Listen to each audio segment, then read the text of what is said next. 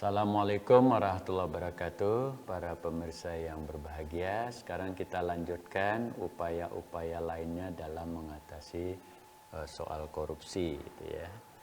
Nah, di sini kita angkat bagaimana peran takmir masjid, gitu ya. Karena memang kenyataannya di Indonesia ini ada 800.000 masjid ya.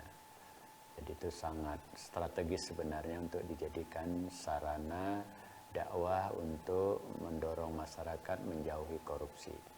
Jadi maksimalisasi potensi institusi masjid yang cukup banyak ini sangat bagus kalau dimanfaatkan untuk dakwah anti korupsi. Yang kedua adalah melakukan proses penyadaran. Jadi masjid itu sebagai media penyadaran anti korupsi, baik lewat pengajian, pengkajian, khutbah Jumat maupun medium dakwah lainnya. Nah, berikutnya para jamaah khususnya para khatib atau dai perlu diberi wawasan yang luas tentang tema korupsi, ditinjau dari segi ajaran Islam seperti yang sebelumnya saya sampaikan.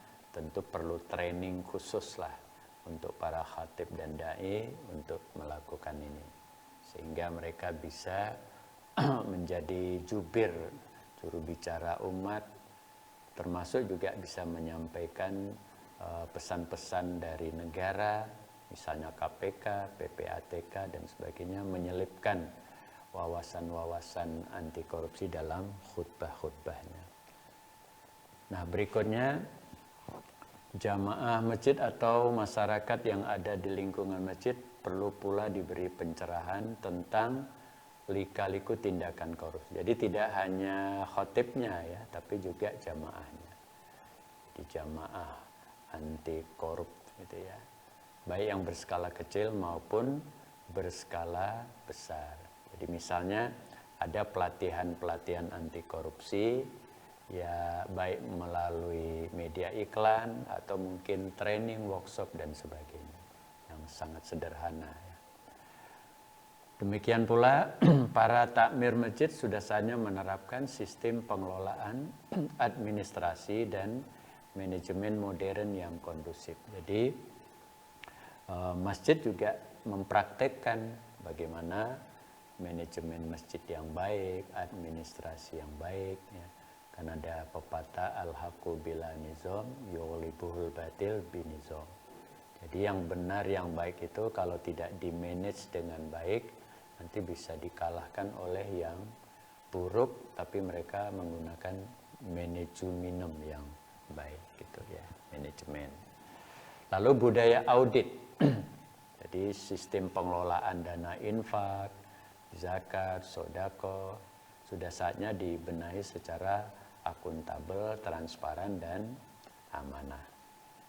Memakmurkan masjid juga berarti menjaga kemakmuran masjid dari bahaya tindak pidana korupsi. Nah, ini yang masih jarang ya. Biasanya memakmurkan itu cuma sholat, rame, jamaah dan sebagainya. Tapi juga bagaimana menjadikan masjid menjadi pusat transparansi, pusat amanah, pusat akuntabilitas sehingga jauh dari korupsi. Nah, berikutnya menerapkan budaya audit. Jadi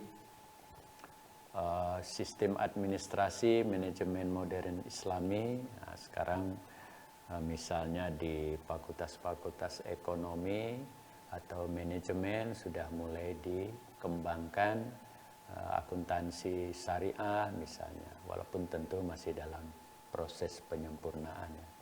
Manajemen syariah, pembinaan SDM dan sebagainya, sehingga upaya-upaya maksimalisasi penggalian dan pendistribusian dana umat menjadi tepat sasarannya.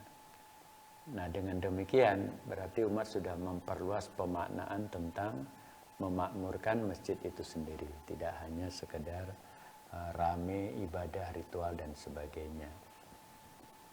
Nah, berikutnya sistem manajemen masjid termasuk amal usaha Islam yang lainnya harus selama ini menggunakan teori ikhlas tradisional. Nih istilah saya, kalau ikhlas tradisional ini ya pokoknya kerja seadanya, digaji semampunya gitu ya, asal-asalan, yang penting bekerja. Jadi ini cenderung ikhlas yang pasif, ikhlas yang konsumtif atau bahasa Arabnya Jabariyah determinism. Nah ini sistem ikhlas tradisional ini perlu ditransformasikan, dikembangkan, dirubah ke sistem manajemen ikhlas yang profesional. Jadi kalau teori ikhlas tradisional itu sifatnya pasif, maka ikhlas profesional lebih aktif, produktif. Kalau tadi Jabariyah ini Qadariyah, Qadar itu kan mampu ya. Jadi seseorang itu diberdayakan karena manusia itu punya banyak kemampuan sebenarnya secara mandiri atau indeterminism. Nah ini yang perlu ada perubahan teologi, keyakinan dan sebagainya. Nah, saya punya tulisan sedikit tentang itu di buku Postmodernisme Muhammadiyah. Lalu masjid juga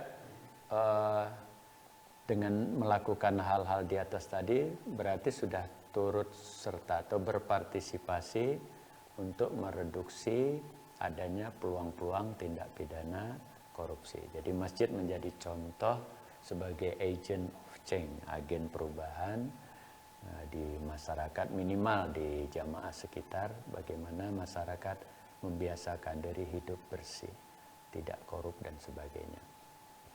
Masyarakat juga mendistribusikan hartanya ke masjid dan akan melahirkan peningkatan kesejahteraan bagi kaum du'afa dan mustad'afin. Kaum du'afa ini ya orang yang lemah, dan mustad'afin, nah ini diartikan kalau du'afa ini lemah secara kultural, kalau mustad'afin lemah secara struktural. Jadi kalau masjidnya isinya baik, maka dia akan menjadi pusat kesejahteraan. Badan Komunikasi Pemuda dan Remaja Masjid BKPRM serta Dewan Masjid bisa diberdayakan. Nah, demikianlah beberapa hal yang terkait peran takmir masjid maupun jamaah masjid, terutama para khatib dalam mengatasi atau memberi sumbangsih untuk mereduksi adanya peluang korupsi.